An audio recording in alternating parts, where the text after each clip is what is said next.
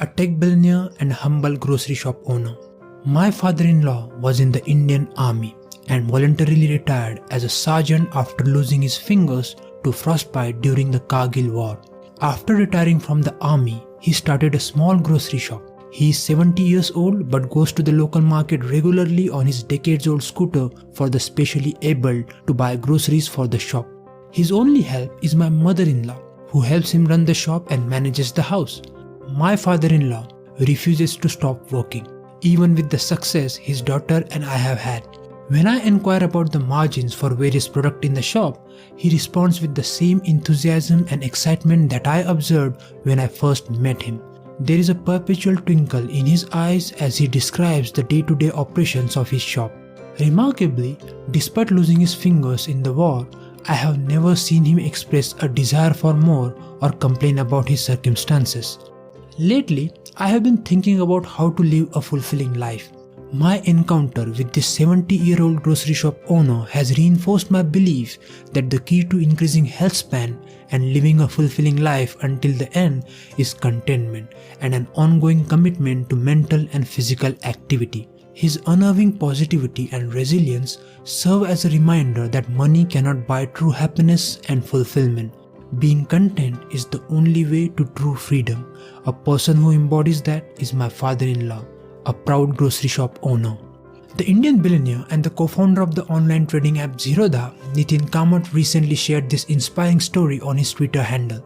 After reading this story, I researched a bit and found 4 ways how being content and satisfied with what you have improves your quality of life and how exactly we can achieve that. Number 1. Improved mental health.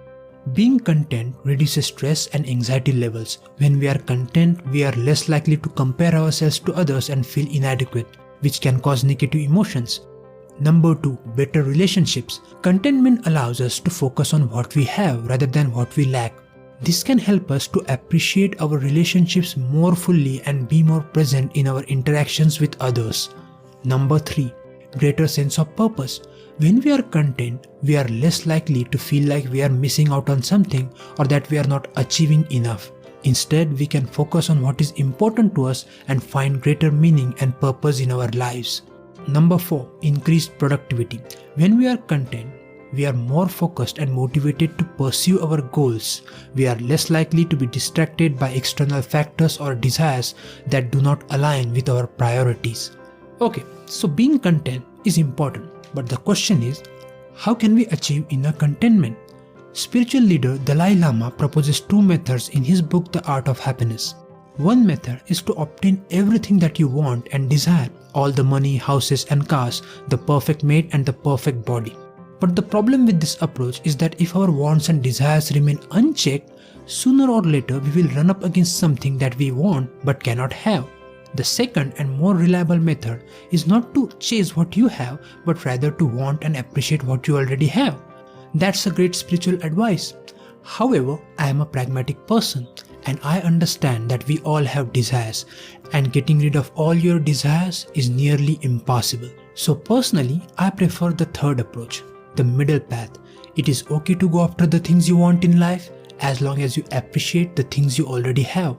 So from wherever you are listening to this, get up and give your loved ones a warm hug and tell them how much you appreciate them. If they are not with you right now, tag them below. Are you a curious individual and a profound independent thinker seeking answers to vital questions about personal growth, business and personal finance? Join me on this podcast and together we will discover secrets to making astronomical progress in life. On this podcast, I ask questions to the world's most influential books on finance, business, and personal growth and receive personalized guidance based on the knowledge and wisdom contained within their pages. Join me on this journey as we explore the magic of books that can speak.